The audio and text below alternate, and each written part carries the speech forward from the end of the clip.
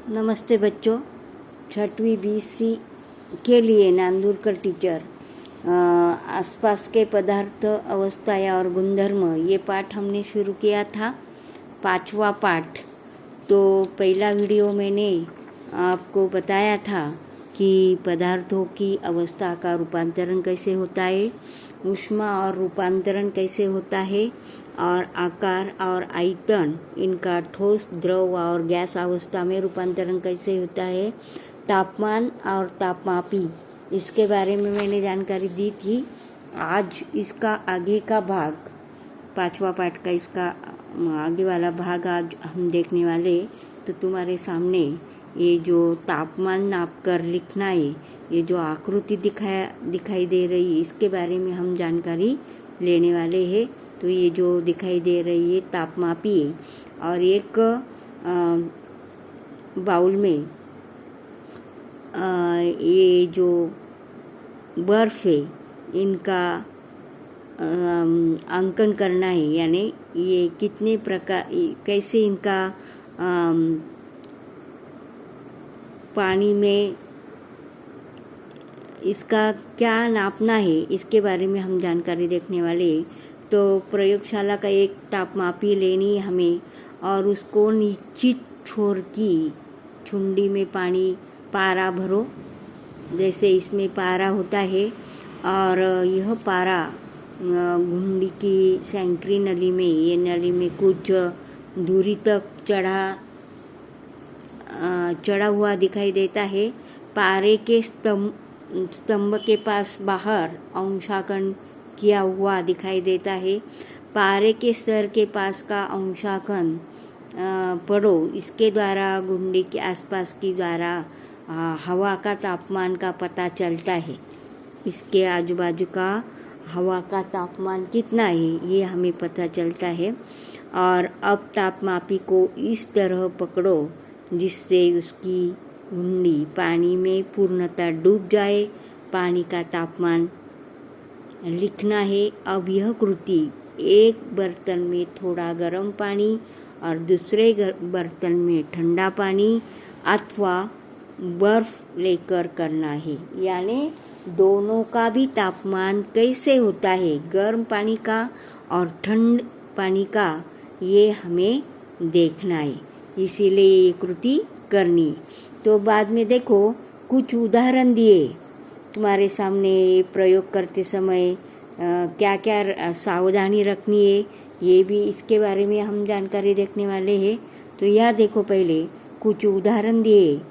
तो इसका तापमान अंश सेल्सियस में कैसे किया जाता है ये भी दिया है। उबलता हुआ पानी 100 अंश सेल्सियस, जमने वाला पानी जैसे बर्फ जैसे दिखाई देता है वो 0 अंश सेल्सियस। हवा यानी शरद ऋतु में रात के समय 15 अंश सेल्सियस। हवा ग्रीष्म ऋतु में दोपहर के समय 35 अंश सेल्सियस। फ्रिज के भीतर का तापमान 5 अंश सेल्सियस। फ्रिज के अंदर का तापमान -18 अंश सेल्सियस। और शरीर का तापमान लगभग 37 अंश सेल्सियस।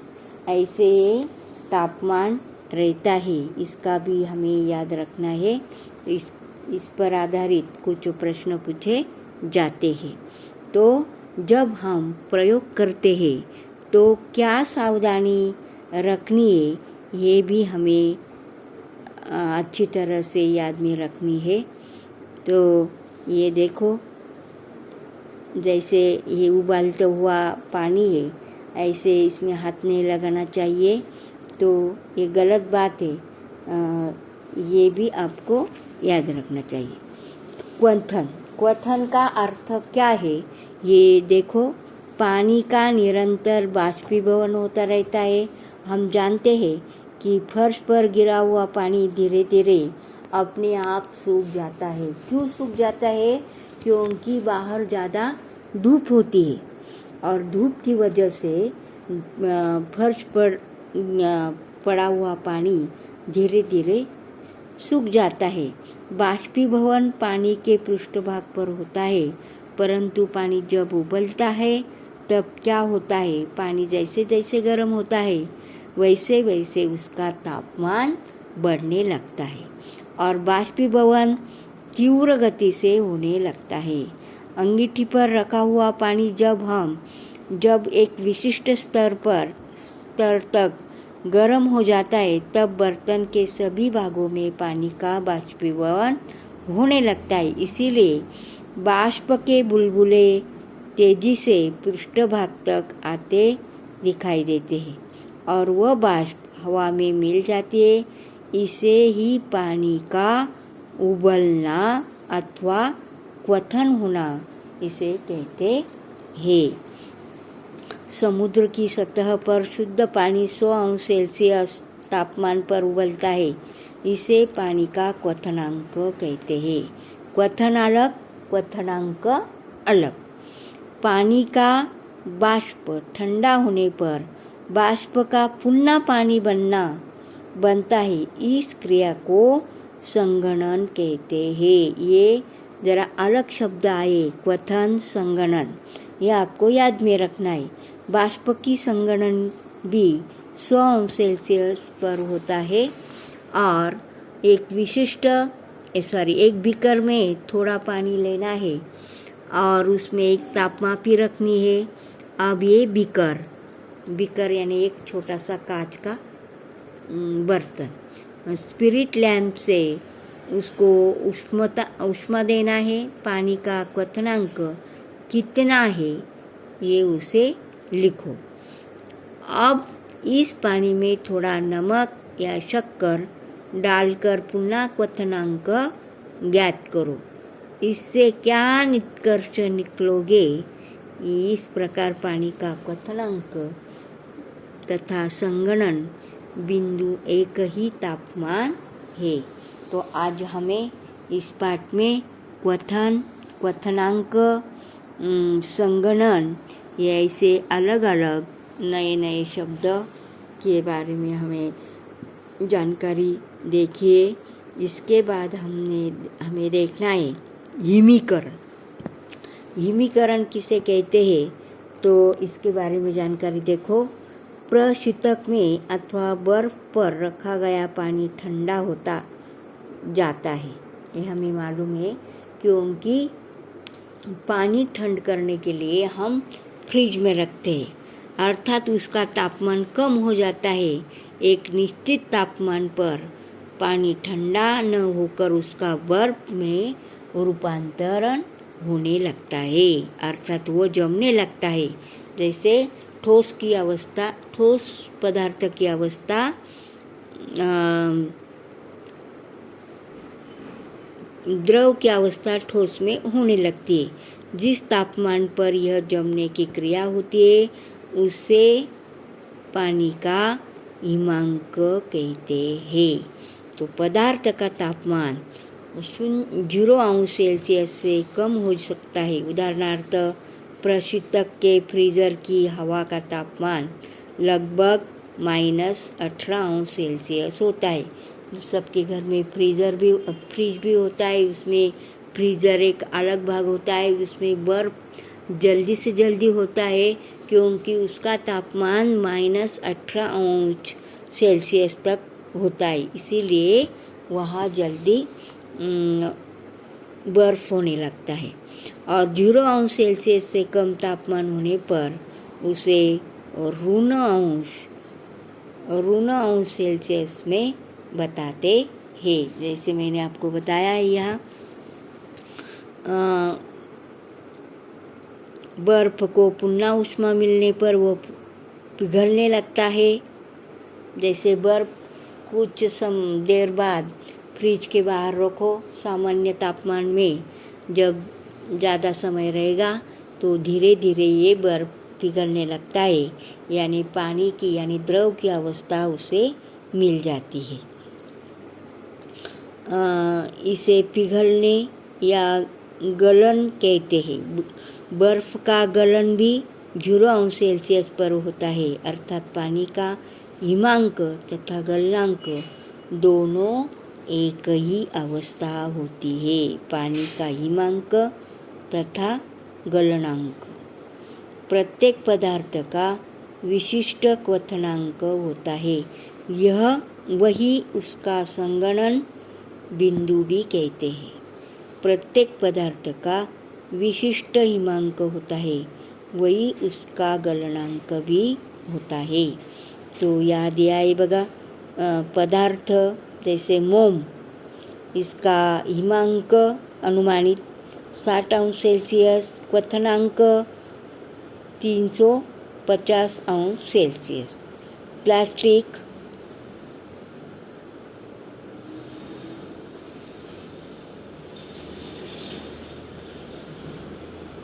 250°C और क्वथनांक 954°C।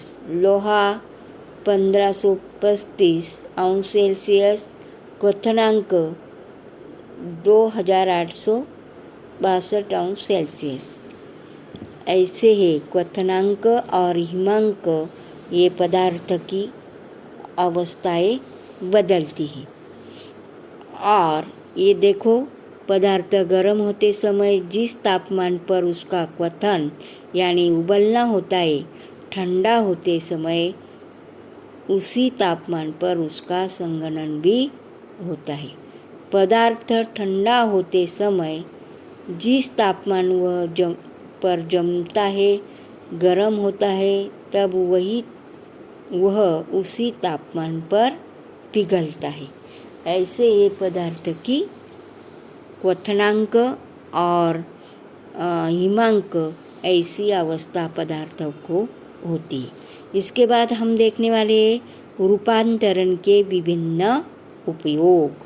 क्या क्या है रूपांतरण के विभिन्न उपयोग? पहला है पैराफिन वैक्स यानी मोम पिघलकर मोमबत्ती बनाते हैं, और ये मोमबत्ती को उष्णता देने के बाद फिर से द्रव अवस्था मिलती है। दूसरा है ठोस कार्बन डाइऑक्साइड गैस यानी शुष्क बर्फ का आइसक्रीम बनाने में तथा उसे ठंडा बनाए रखने में इनका उपयोग होता है। तीसरा है द्रव अवस्था वाली नाइट्रोजन का उपयोग रक्त कोशिकाओं तथा पशुओं को शुक्राणुओं को टिकने में इनकी मदद होती है। चौथा है बालू को पिघलाकर कांच बनाया जाता है। बालू को पिघलाकर कांच बनाया जाता है, रूपांतरण की अवस्था है। बालू को पिघलाकर कांच बनाया जाता है। सोने चांदी से जो आभूषण हम बनाते हैं, इसके लिए धातु को पिघलाया जाता है उष्णता देने के बाद। और छठवा है औजार बनाने के लिए लोहे को भी पिघलाया जाता है, तब उसको अलग यानी दूसरी अवस्था मिलती है। तो ऐसे ही विभिन्न रूपांतरण के उपयोग होते हैं। इसके बाद हम देखने वाले हैं, एक तस्तरी में थोड़ी बालू लो, एक प्रयोग है, उसमें आयोडीन के कुछ टुकड़े रखो, तस्तरी बर्नर पर रखो और उसके ऊपर कांच की आंधी कीप रखो। कीप के ऊपर के मुंह को रुई की गोली से बंद करो। ये तुम्हारे सामने ये प्रयोग है, देखो, रुई की गोली कीप, ये आयोडीन के इसमें टुकड़े दिए हैं। तो इसमें कौन कौन सी क्रिया होती है? पदार्थ का रूपांतरण, ऊष्मा का रूपांतरण, क्वथनन, संगणन, हिमीकरण, ऊर्ध्वपातन, ऐसी कौन कौन सी क्रिया होती है, ये हमें देखना है। तो कांच की आंधी कीप पर रखनी है। कीप के ऊपर के मुंह को रुई की गोली से बंद करो। स्पिरिट लैंप अथवा बर्नर जलाओ और आयोडीन का रूपांतरण क्या होता है, ये हमें निरीक्षण करना है। इसमें आयोडीन डाला है ना, तो इसको ऊष्मा देने के बाद क्या प्रभाव पड़ता है, क्या निरीक्षण करना है और उसका हमें प्रेक्षण करना है। प्रेक्षण करना, निरीक्षण करना, ये दोनों एक ही। ऐसा क्यों?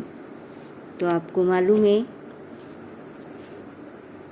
प्रयोगशाला में प्रत्यक्ष रूप से ये प्रयोग करने के बाद कौन सी अवस्थाएं हमें देखने को मिलेगी। आयोडीन के कण देखो, ऐसी क्रिया होने लगती है तो ऊष्मा प्राप्त करने पर आयोडीन के ठोस रूप वाले टुकड़े धीरे धीरे पिघलने लगते हैं, क्योंकि आयोडीन के टुकड़े ठोस अवस्था में होते, पहले ठोस अवस्था में थे और ऊष्मा देने के बाद वो पिघलते नहीं, तो बल्कि उनका सीधे गैस में रूपांतरण हो जाता है। तो आयोडीन गैस के कण कीप के पृष्ठभाग से टकराते हैं, जिससे वे पुनः ठंडे हो जाते हैं और ठोस रूप में कांच में उनके चिपक जाते हैं। अर्थात ऊष्मा मिलने पर ठोस अवस्था वाली आयोडीन का द्रव न बनकर सीधे गैसीय अवस्था में रूपांतरण होता है। ठोस अवस्था वाले पदार्थ का द्रव में न परावर्तित होकर सीधे गैसीय अवस्था में रूपांतरण होने की क्रिया को ऊर्ध्वपातन क्रिया कहते हैं। ये आपको याद रखना है। ऊर्ध्वपातन ये क्रिया कैसी होती है, तो ये प्रयोग द्वारा हमने ये सिद्ध की है। नीचे दिया है देखो, कपूर की गोली वाली डिब्बी को खोलते ही कपूर की गंध आती है। ऐसा क्यों होता है? क्योंकि कपूर की गोली का रूपांतरण धीरे धीरे गैसीय अवस्था में हो जाता है, इसीलिए। इसके बाद देखो, नीचे का ये जो चित्र दिया है इनका निरीक्षण करो। विभिन्न पदार्थों तथा वस्तुओं की पहचान। ये जो दीवार दिखाई दे रहा है ये लकड़ी की बनाई हुई है। तो ऐसे अलग अलग एक कांच से बनाया हुआ है। और देखो, यह तुम कैसे पहचानोगे? पानी का गिलास है, प्लास्टिक, स्टील अथवा कांच का। पानी का गिलास तीन ही प्रकार के धातु का रहता है। प्लास्टिक का भी होता है, कांच की भी होता है और धातु का भी होता है। छड़ लोहे का या एल्युमिनियम का। लोहे की भी होती है, एल्युमिनियम की होती है। कमरे का दरवाज़ा लकड़ी का भी हो सकता है, कांच का भी होता है। सफ़ेद चूर्ण ये नमक या खड़िया का भी होता है। जैसे हम फलक पर लिखते हैं खड़िया के माध्यम से, तो उनके छोटे छोटे कण निकलते हैं।